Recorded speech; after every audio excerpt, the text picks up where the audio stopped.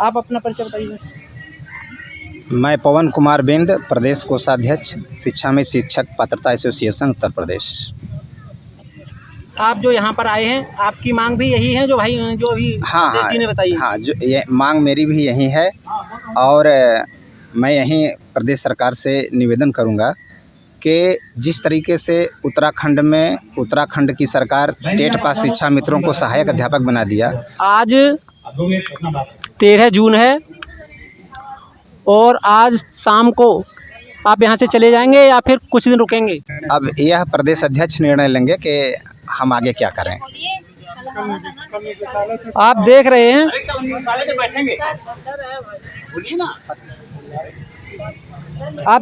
आप लोग जो भी वक्तव्य दे रहे हैं, कल हम निदेशालय पे बैठेंगे, अपना मांग पत्र अध्यक्ष जी से बात करेंगे।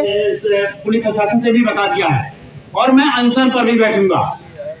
अध्यक्ष जी एक बात बताइए, बाद में बात करना, यहीं से आवाज़ चली जाएगी कि आज अगर मांग नहीं मानी जाती है, कोई ज्ञापन लेने आता है या नहीं आता है, नहीं आया मानकर चलिए, तब आपकी अगली रणनीति क्या होगी? यदि सचिवालय से कोई नहीं आता है तो मैं कल निदेशालय पर बैठूंगा, जैसा मैं पुलिस प्रशासन से कह दिया हूँ कि मैं कल निदेशालय पर बैठूंगा और अनशन पर बैठूंगा जब तक हमारा मांग पत्र सचिव महोदय नहीं देंगे, हम वहाँ से नहीं देंगे। आपकी केवल 2 ही मांगे हैं? हमारी 2 मांग है। हमें उत्तराखंड सरकार की सहायता तरीके से हमें अध्यापक बना दिया जाए। नियमावली एक ही है और योग्यता एक है, तो व्यवस्था क्यों अलग? लेकिन सर एक बात और बताइए, कुछ लोगों का ये भी कहना है कि एक संगठन अलग धरना कर रहा है, इधर ये अलग कर रहा है, इसका क्या कारण है? धरना प्रदर्शन का स्थल है, लोग करते रहते हैं, उसमें कोई बात नहीं है। उनकी मांगों में अंतर है या आपकी और उनकी सेम? हमारी 2 मांगे हैं और अन्य मांगों के बारे में जानता नहीं, तो मैं क्या बताऊं? जो आपने बता दिए, जो मैंने बताया हमारी 2 मांगे हैं और किसी मांग का मैं समर्थन भी नहीं करता। आप देख रहे हैं कि सभी शिक्षा मित्र जो पीड़ित हैं और इनको मात्र 300 रुपया मिलता है और 25 सालों से ये BA BTC और TET पास होने के बावजूद भी अपने परिवार को केवल 300 रुपये में कैसे चलाते होंगे? इतनी कमर तोड़ महंगाई में आप अंदाज़ा लगा सकते हैं।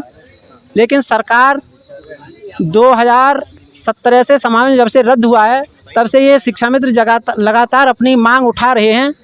जिला लेवल पर भी अपनी मांग उठाते हैं और आज प्रदेश लेवल पर भी 40 डिग्री से ज़्यादा गर्मी होने के बावजूद भी या इस धूप में तप रहे हैं। इनसे पूछेंगे क्या 10,000 में आसानी से परिवार चला लेते हैं या फिर? हाँ, आप बोलोगे। हाँ। क्या नाम है? पवन कुमार बिंद। सर मैं पकड़ो मत ऐसे। सर मैं सरकार से यह विनम्र निवेदन करना चाहता हूं कि जब समायोजन रद्द हुआ था उस समय भी शिक्षा मित्र टेट क्वालिफाई थे।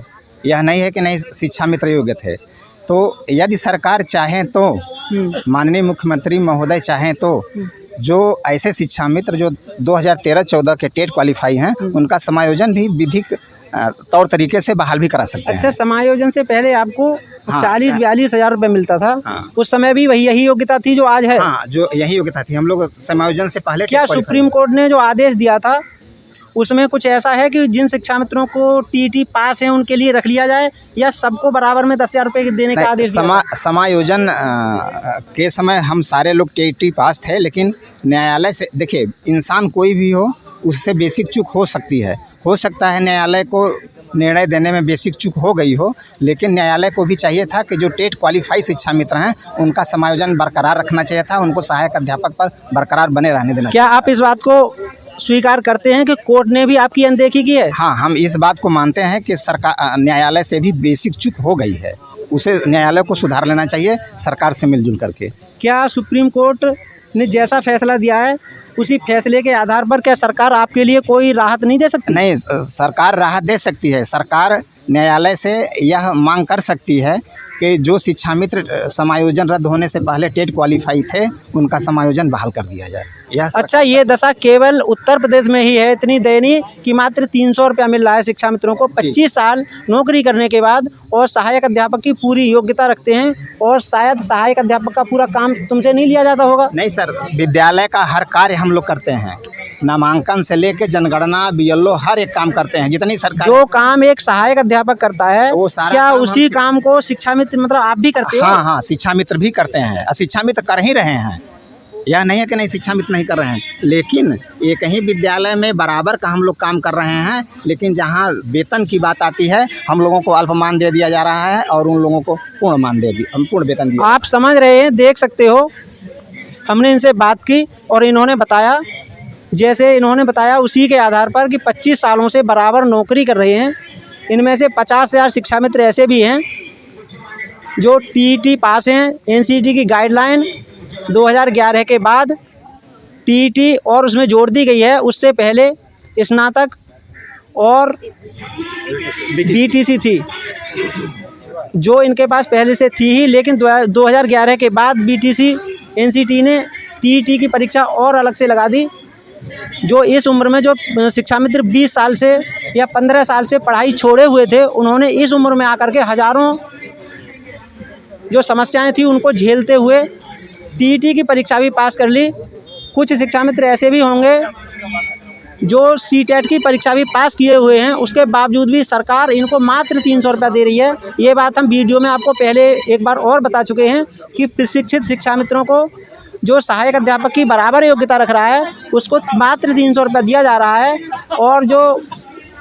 और श्रम मंत्रालय के अनुसार जो कुशल मजदूर है उसके लिए भी 1035 रुपये के आदेश देने के लिए हैं। तो आप समझ सकते हैं कि इधर एक मजदूर की सैलरी कह लें या फिर उसका मानदेय कह लें या मजदूरी कहें, उसको 1035 रुपया है, और वहीं इन पढ़े लिखे योग्य शिक्षित और प्रशिक्षित शिक्षा मित्रों को जो एनसीईटी की गाइडलाइन के अनुसार सहायक अध्यापक की पूरी योग्यता रख रहे हैं, उनको मात्र 300 रुपया दे करके इनके परिवारों को मारा जा रहा है। क्या जब से 300 रुपया तुम्हें मिला है, 10,000 रुपया महीना सरकार ने किया है, तब से किसी शिक्षा मित्र को कोई समस्या आई है? हाँ सर, पूरे प्रदेश के शिक्षा मित्रों को समस्या आई है परिवार चलाने में। अच्छा, आप बताइए भाई साहब, जब से शिक्षा मित्रों का समायोजन रद्द हुआ है उसके बाद शिक्षा मित्रों को अब तक कोई ऐसी समस्या आई है जिसने प्राण घातक कदम उठाए हों या आत्महत्या जैसे कदम उठाए हों? सर, जब से हमारा समायोजन रद्द हुआ है तब से हमारे कम से कम तो 12-13 हज़ार शिक्षा मित्र अपनी जान गंवा चुके हैं। मतलब 12,000 से ज़्यादा शिक्षा मित्र आत्महत्या कर लिए, आत्महत्या कर चुके हैं। या फिर बीमार होकर के भी ऐसा हो सकता है कि बीमारी के चलते इस दुनिया में ना रहे। तो जब इतना कम पैसा मिलता है तो आप समझ सकते हैं कि बच्चों की पढ़ाई, माँ बाप का इलाज, खुद का इलाज, यहाँ की व्यवस्था देखें, बच्चों की फीस से लेकर के और तमाम सैकड़ों समस्याएं हैं, उनको इन 300 रुपये में देखें, और जबकि स्कूल जाने का भी इतना खर्च है। खैर, जो भी है, आपकी इन शिक्षा मित्रों के बारे में सरकार का इनके प्रति क्या रवैया है इसके बारे में, या फिर सुप्रीम कोर्ट ने इनके साथ अनदेखी की है इसके बारे में आप कमेंट बॉक्स के माध्यम से हमें बता सकते हैं। इस वीडियो में इतना ही, देखते रहिए एकदम सच। Please subscribe. Only personal use is allowed.